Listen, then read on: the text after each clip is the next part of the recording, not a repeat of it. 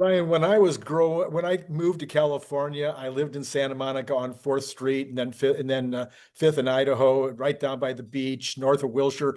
I mean, this is like, where all the stars in the world live if they don't actually live in Hollywood, which they don't. Um, and so, going over to the corner, restaurant was, could be a star-studded event.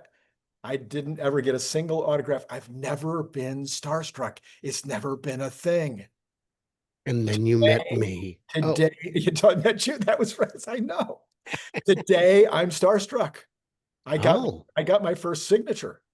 Oh. Yeah, yeah. Elon said he responded to one of my posts. I mean, this is all we live for in this sphere, right? It is getting Elon to respond to a post. And he said about my post that he was thinking about it. About responding to your post? Yeah, about responding to my post. So, well, that tells me, Randy, that what you said was sufficiently interesting to bend the ear of the richest man in the world, in the private sector anyway. Right. We don't know about the about the kings and sultans. Sometimes we do, not always. We should discuss that post. Yes, we should. Why don't we? Well, I think because, if that's what Elon's thinking about, then it should be, hopefully he's going to say yes and do it. But anyway, here was the post. The post was, Elon, please build massive solar power gigafactory, build more megafactories, get to your proposed 1 terawatt hour of Elon power as fast as possible. If you do this, you will contribute massively to the AI capacity of the US, help us win against China, and drive GDP growth above 3% per year. And this will be far more than your political effort to solve. This will do more to solve both the debt crisis and the renewable energy future than your political effort. And then I ended it, please tell me where I'm wrong. And when Randy Kirk says, "Tell me where I'm wrong," people cannot help but respond. Well, let's break it down. Here's a question for you, and this isn't I was at the Redwood Materials event, and I asked them, how much power could the US consume if the power was just available? And the look on they're just like, whoa, what? It looks like someone winning the lottery. And the answer is, right now, it's virtually unlimited. Right. The limiting factor right now is you can't get enough power and you can't get it to where you need it. Right. In Reno, not Reno, but outside of Reno, where Redwood Materials is, they're right next door. We saw a huge substation next to the factory. And we said, "Ooh, is that yours?" And they go, "Nope, that's Google's. That's their building right there. They've got a data center."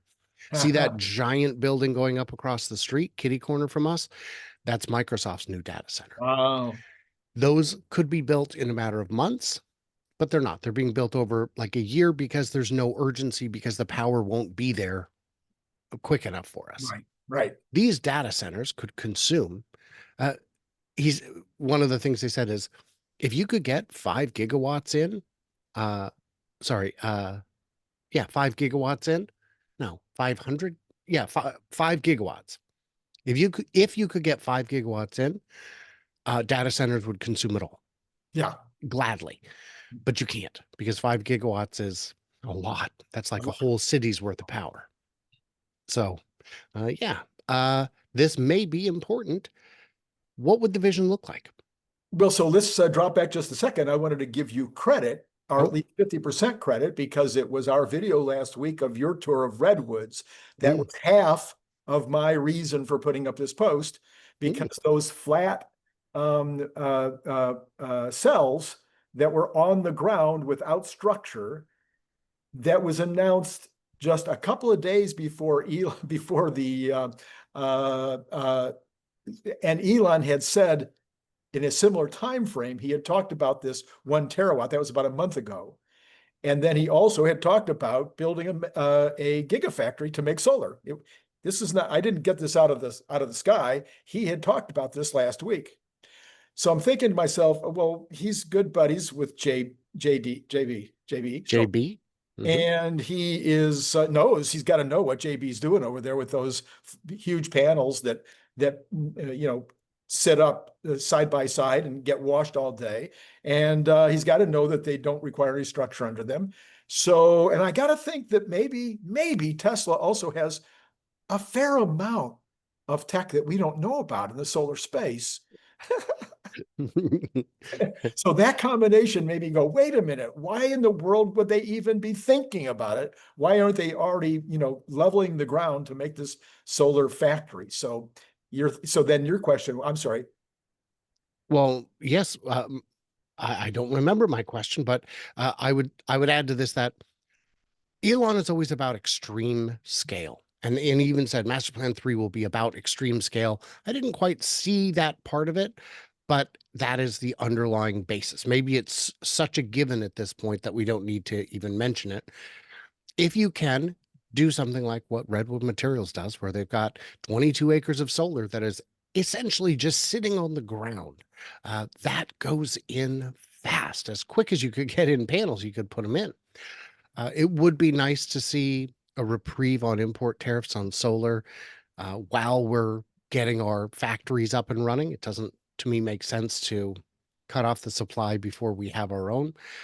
And for that matter, adding taxes onto solar is not going to balance the budget. I think that's counterproductive and a gift to the fossil fuel lobby.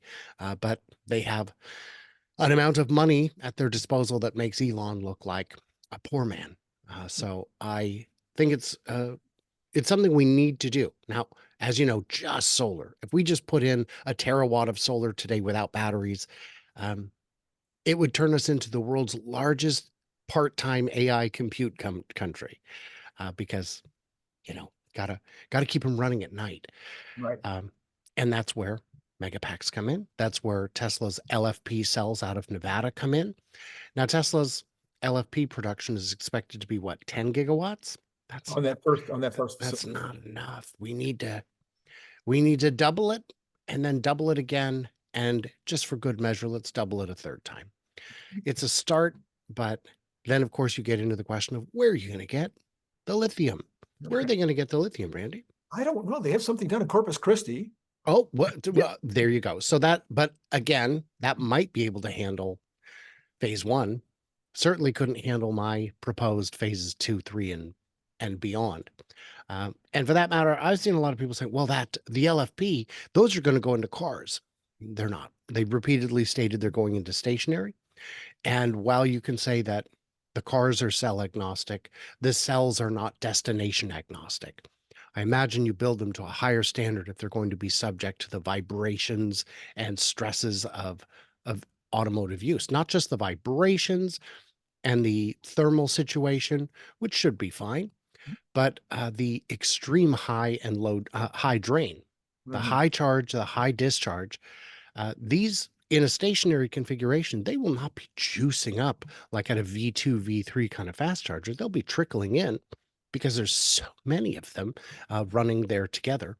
And for discharge, the same thing. You won't be operating it in a way that would drain the entire place in an hour. That's crazy. You'd have a 6 hour or 8 hour window to do the drawdown, which means the specs are a lot less demanding than they would be for automotive. Yeah, so I saw a few advantages to this. Like for, one, Tesla is, of course, the best manufacturer in the world. So probably they can get the cost down to a really, really low level, probably get a really, really high efficiency. But as I was going through this whole list, there's no serious US competitor, so it's easier to disrupt. There's a massive TAM. We'll talk about that in a minute. But I thought maybe the best part would be it's 100% aligned with the mission, and he can show Trump and other anti-solar crowds that Mm. solar is the solution. That would be a lot of the fun of it. That would be fun, and not just fun, but valuable, effective.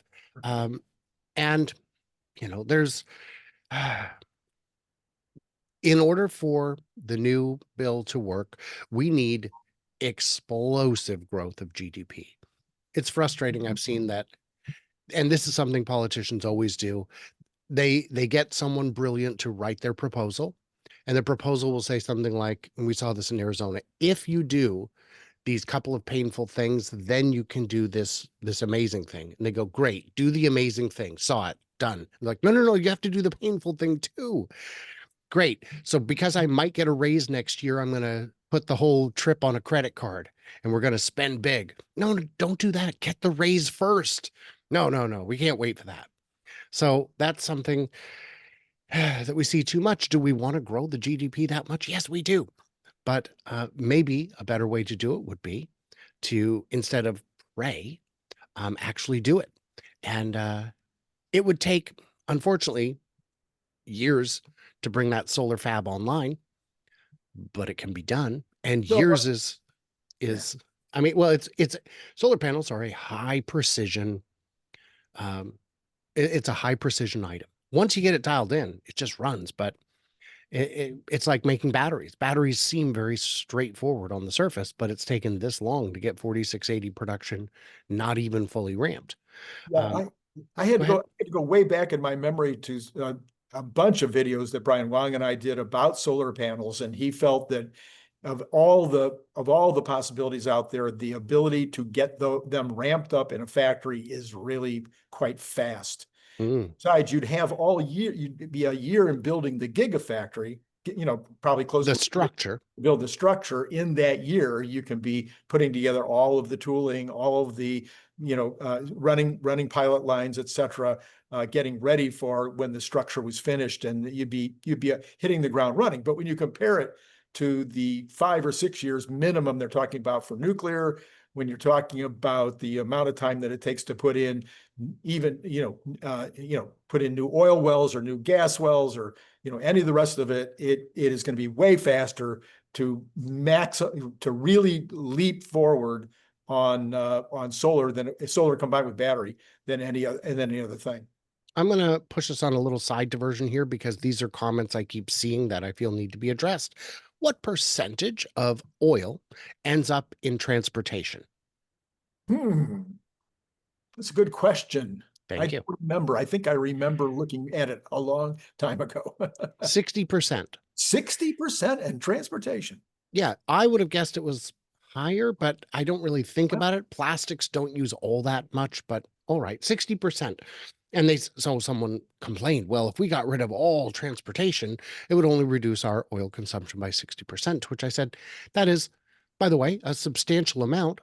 That Yeah, means it would take twice as long to run out of it. right. But more importantly, and because this addresses the oil crunch, what comes online even faster than solar? Let's say it took 2, 3 years. What comes online even faster? Turbines. Oh, gas turbines. And the reality is you can burn fossil fuel to generate electricity. And if you do that, if you put that natural gas or that petroleum or that diesel, Mhm. diesel's not a great example, but when you're distilling fuel, you can distill it to kind of whatever you want.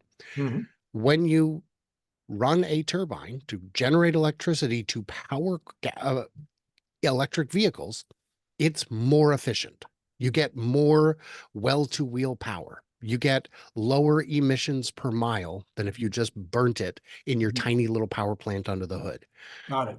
And so that is one stopgap measure that maybe we should be mentioning more to stop freaking out the oil barons so that they don't fight us as aggressively. I think but I think Elon has already completely bought up all of the gas turbines in the world in order to To do run, this. they can build them quickly. They can Can build they? those quickly. That's an established technology. It's quite mature. So they, yeah, that would be a great solution in the interim. Just have those available for that purpose to keep the grid well powered. And everywhere that has a refinery, they use huge amounts of power to run refineries. Right. What they should be doing is having their own their own power plant there that instead is using those thick lines to feed back into the grid so that it's already a net contributor instead Mm. of pulling from the grid. Yeah. And but the beauty with solar is you don't need as much grid infrastructure because you can put it where Right. you need it. It can be everywhere. So you don't need these massive interstate interconnects that can take a decade or more to install. And like you're saying with nuclear, It could be as little as 5 or 6 years. It won't, because in order to do that, they would need to be in motion today. As soon as they get in motion, it could theoretically be 5 or 6 years. It never is. And I'm not, there's still this pervasive notion that the real opposition to nuclear is people who think it's going to be another Chernobyl or 3 Mile Island or Fukushima. No, I don't know any of those people. And I know a lot of people. The people I know say it takes a lot of time and it's really expensive. And when I say it takes a lot of time, it takes a lot of time if it's finished. A lot of these are never finished. In Georgia, there are ratepayers on the hook for paying for a nuclear plant that was never turned on. And they'll be paying for it for, I think, 20 years. And that's a bitter pill to swallow. So I don't, my opposition to it is it's slow and expensive. And it's like, well, no, it's not expensive. It's the best deal ever. Then where's the private investment? There isn't any because it's so risky and so expensive. So Yeah, I think we'll see it coming. I, of course, I'm a big proponent of the small modular reactors. And there's about 10 different factories right now that are in the process of getting those approved. I think those will be way more effective than the giant factories or the giant nuclear reactors that we're used to. I don't know. I mean, they've been perfected for 60, 70 years in submarines, but they've never been brought to scale. New scale looked to be promising. And then they got their final numbers out and it was bad. It was really bad. And I'm sure someday it will be cracked, just like thorium, just like fusion, just like all the other things that are just around the corner. Well, China has cracked it. They're building lots and lots of small nuclear reactors, and they're also building lots of large nuclear reactors, lots and lots and lots. I mean, multiple large scale reactors per year and tons of small nuclear reactors. So if China can do it, I think we can handle it. But let's get back to the Yeah, sure. That's where the but Elon reposted me, Brian. That's right. That's right. Anyway, so then I wanted to look at the TAM with you, Brian. So the most amazing TAM for the solar panels is Elon's companies. So you have Tesla data centers, factories, showrooms, service centers, and charging stations, just as a starting point that all need solar and megapacks. Then you have the X.com data centers, which can need solar panels. Then we have the SpaceX factories that could use solar panels. Then you have all the other data centers in the world that are being developed right now, which is what we talked about a minute ago. Then you got the utilities. I forgot to mention Tesla retail and wholesale electric companies that already exist in Texas and Spain, where they're already using solar to generate electricity and selling it wholesale and retail. And then you have all the rest of the factories in the world, all the rest of the shopping centers and distribution centers in the world, all the homes in the world, and all the governments in the world. Other than that, there's hardly any market. Other than that, what have the Romans ever done for us? No, it's one thing that Tesla did with their solar roof is they said, we don't offer infinite configurations. We offer 2. And we've got the permits and everything ready to go for them. If Tesla were to say, look, we're only going to do a 10 megawatt installation. That's the package we have today. Take it or leave it. Give us your address. We'll look at it on Google Maps and see if it's if we have enough roof space. If it does, we'll deploy it. If it doesn't, we'll be back when we have a different package for you. If they just said we're going to do 1 or 2 or maybe even just 3 different packages, and we're only going to do it if you have a flat roof, we're only going to do it if you already have the power to the site or the capacity or the demand to the site. We're only going to do it if you also buy 2 megapacks. They would definitely still have more customers than they could handle in their first year of ramp, probably their first 5. And somewhere along the line, they'd say, ooh, our wait list is getting down to 8 months. Time for a second configuration. Where's the sweet spot? So there are ways to just start with the low-hanging fruit. We don't need to go bespoke on every roof in every neighborhood with this crazy idea. Let's start with the big, easy stuff. Let's start with new construction. Let's start with just the desert where we can put the panels on the ground. There are ways to make it work.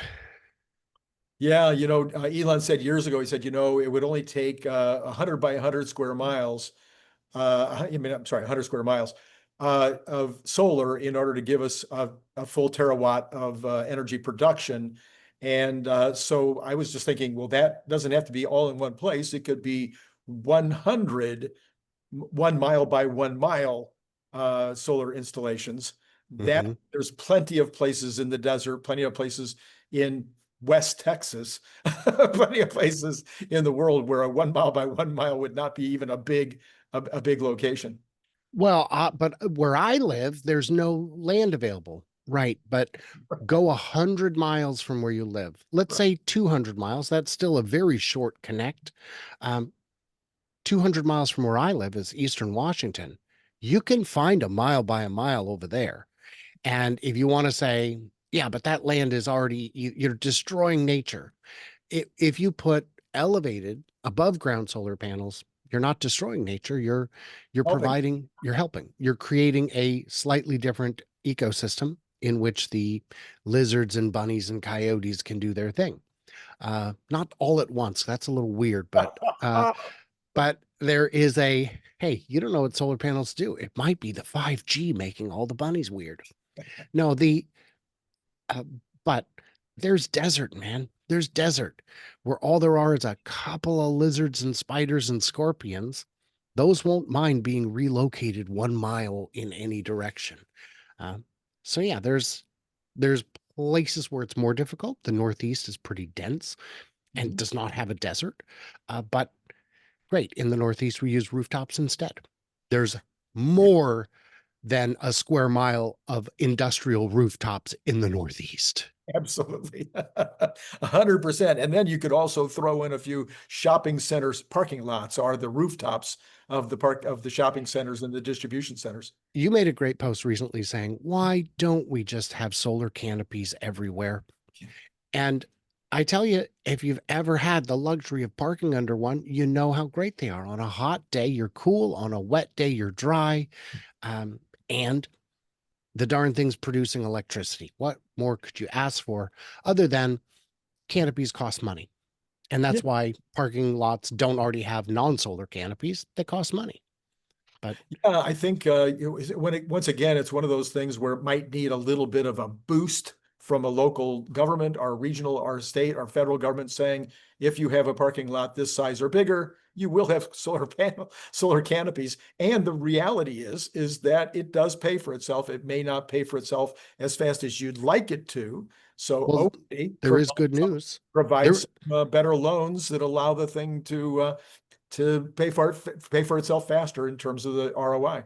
there is good news on that front. It Okay. looks like rates are going up because a lot of things that had been put in place are canceled. The higher your rates are, the more quickly solar pays for itself. That's Silver lining, Randy Kirk. Silver definitely, lining. You definitely know, true. it's like that. There was a story maybe 20 years ago now, 30 years ago, where a man comes out of his work. He's carrying the night deposit. A man stabs him in the stomach, steals the money. He goes to the hospital and they say, good news, bad news. I don't know what you want first. Anyway, you have cancer. And if you weren't stabbed, we wouldn't know. For no.